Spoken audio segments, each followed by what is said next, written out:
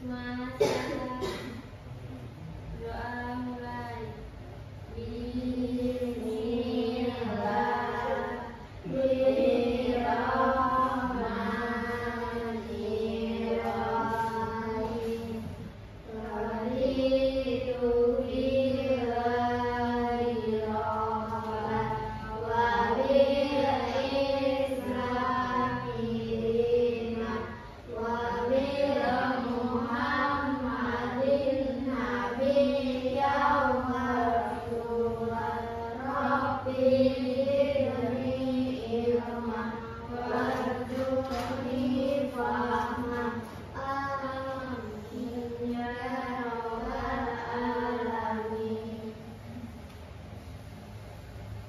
Gimana kabarnya anak-anak?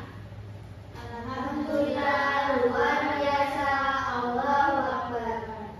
Jadi hari ini materinya IPA, kajiannya IPA, materinya tentang pengertian daun, fungsi struktur, dan macam ruang daun. Dijelaskan dulu ya.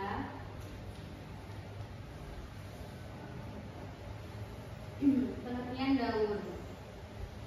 Daun adalah salah satu bagian tumbuhan yang tumbuh pada ranting atau batang dan biasanya tumbuh berhelai-helai hingga lebat. Daun itu sendiri biasanya mempunyai warna hijau. Mengapa daun sering berwarna hijau? Ada yang tahu? Karena di dalam daun terdapat zat klorofil. Namun daun pada beberapa tumbuhan warnanya ada yang kurang hijau, bahkan tidak berwarna hijau. Daun yang kurang atau tidak berwarna hijau disebabkan karena zat klorofil pada daun tidak banyak. Dan bukan hanya itu, daun juga berbentuk dan juga berfungsi sebagai tempat untuk apa? Pernapasan bagi tumbuhan. Di dalam daun terdapat organ yang bernama stomata. Stomata ini adalah alat pernapasan yang ada pada tumbuhan. Jadi dapat dikatakan bahwa jika tumbuhan tidak memiliki daun, maka besar kemungkinan tidak bisa bertahan lama. Untuk fungsi-fungsi daun, fungsi utama daun pada tumbuhan yaitu untuk apa? Fotosintesis. Ya betul, fotosintesis. Tapi apakah kalian tahu bahwa daun masih memiliki fungsi lain selain fotosintesis? Beberapa fungsi daun yang perlu kita simak.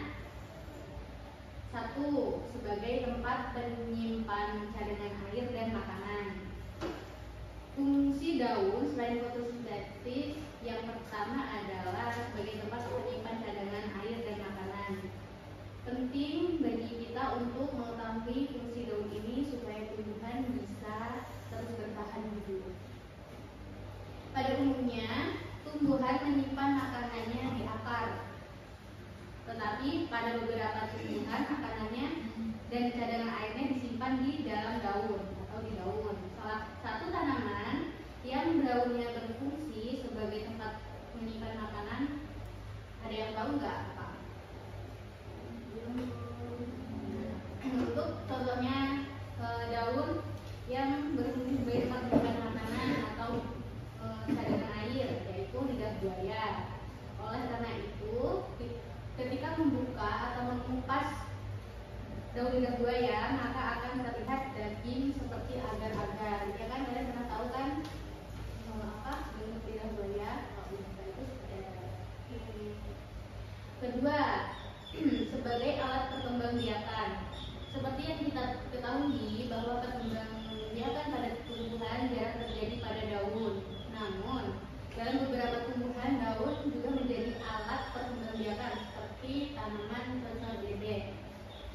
Pada tanaman itu, jika kualitas daun tidak dijaga dengan baik, maka bisa jadi hasil dari perkembangbiakan tanaman ini jadi tidak baik juga.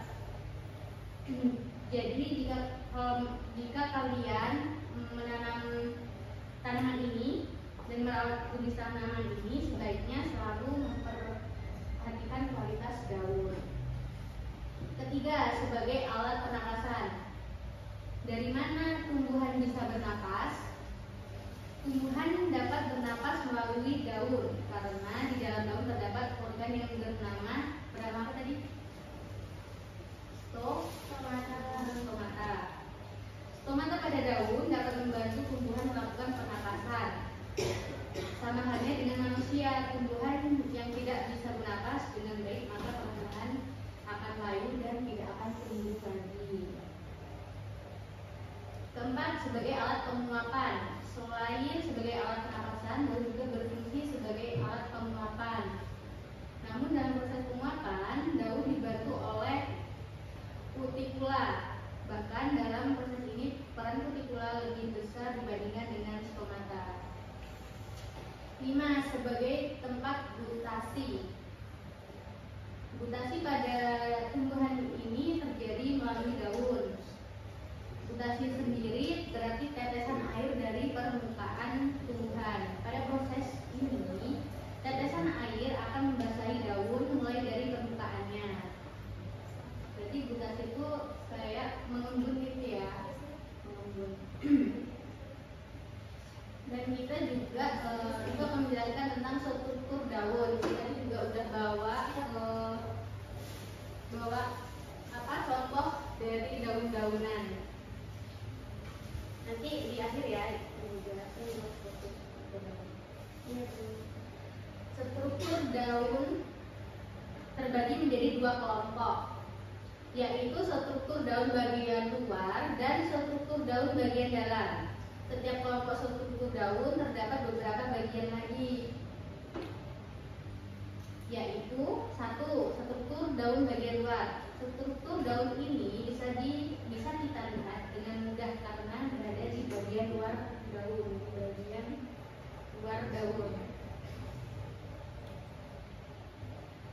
Struktur daun bagian luar terdapat 3 bagian, yaitu pelepah daun, tangkai daun, dan helai daun. Untuk lebih jelasnya, mari kita simak penjelasan sebagai berikut. Kita akan menjelaskan juga apa itu pelepah daun.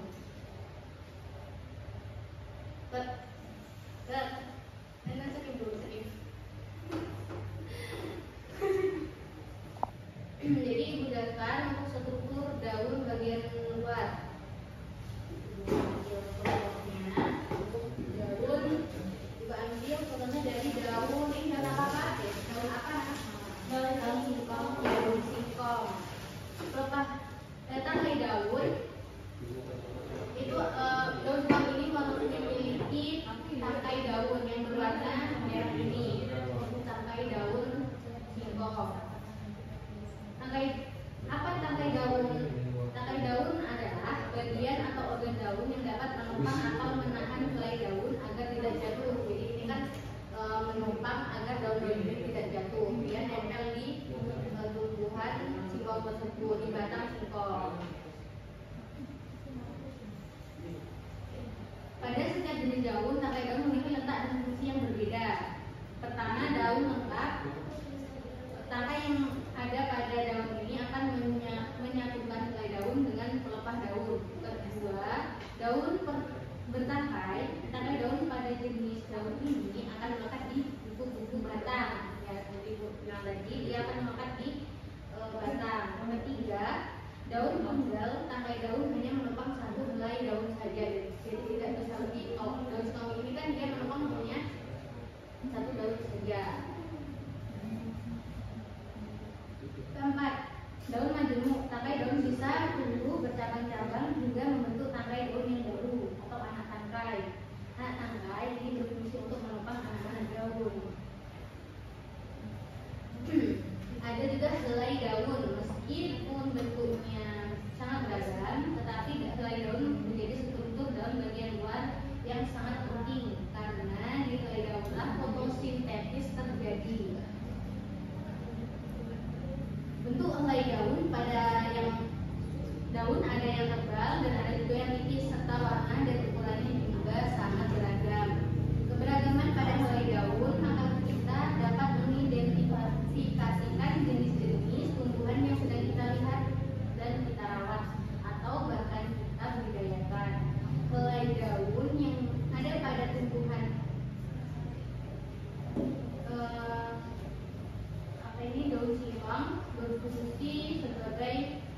membawa spora atau tumbuhan yang berpaku-pakuan. Tumbuhan yang memiliki struktur daun bagian luar yang terdiri dari pelepah daun, tangkai daun, dan helai daun, maka daun tersebut dapat dinamakan sebagai daun pelengkap. Dia sudah lengkap daunnya. Sedangkan tumbuhan yang tidak memiliki ketiga struktur tersebut atau daun luar, maka disebut dengan daun tidak lengkap. Jadi ada daun lengkap dan juga tidak lengkap. Daun-daun apa saja yang termasuk ke dalam jenis daun tidak lengkap?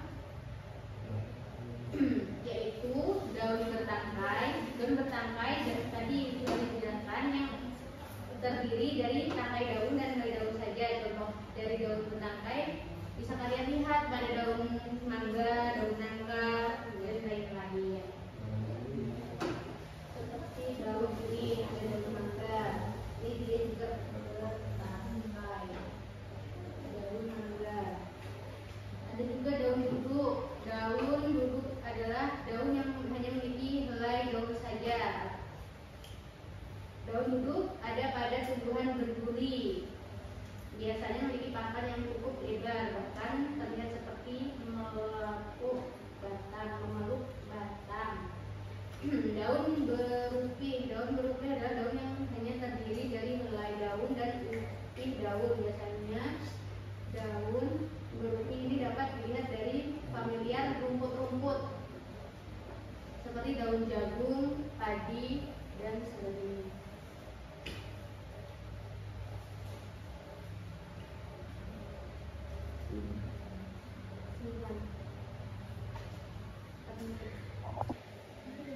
Dan ada juga tadi kan struktur bagian luar. Sekarang struktur daun bagian dalam. Setelah membahas bagian luar tadi, pembahasan selanjutnya yaitu struktur bagian dalam. Struktur bagian dalam ini terdiri dari dua bagian, yaitu epidermis dan jaringan mesofil. Mari kita simak ya. Jaringan epidermis adalah lapisan jaringan yang ada di bawah permukaan daun. Dan jaringan mesofil adalah jaringan yang terbentuk dari sel parenkim yang fotosintetik dan berada pada bagian dalam daun. Jaringan mesofil ini terdapat beberapa bagian, yaitu jaringan tiang atau jaringan palisade dan jaringan bunga karang atau jaringan spons. Pertama, jaringan tiang adalah jaringan yang mampu banyak mengkloroflas. Fungsinya sebagai pembuat makanan.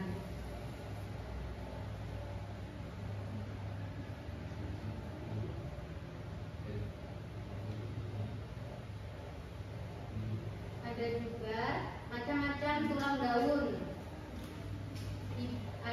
Tulang daun yang dikelompokkan berdasarkan besar kecilnya terdapat tiga jenis, yaitu ada ibu tulang atau kosta.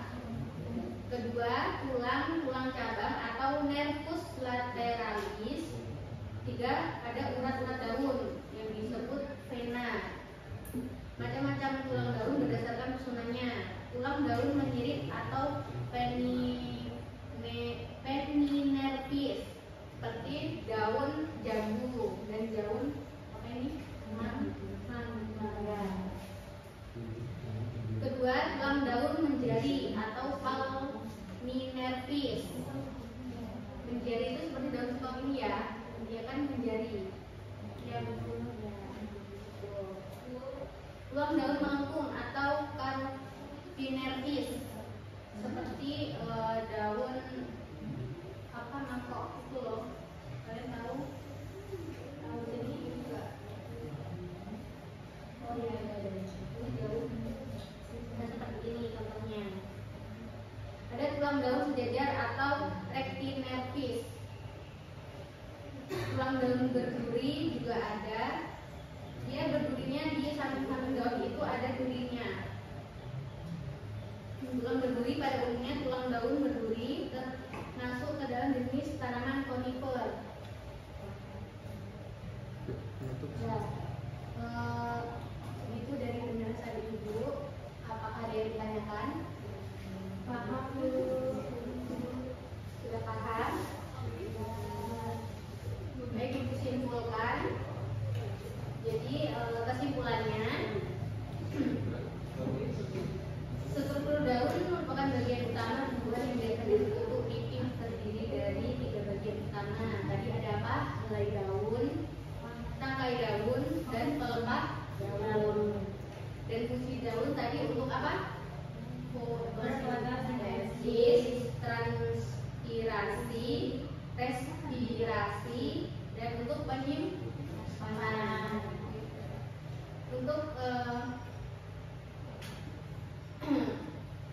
jenis-jenis daun tadi berdasarkan bentuknya ada yang menyirip, menjari, dan sejajar.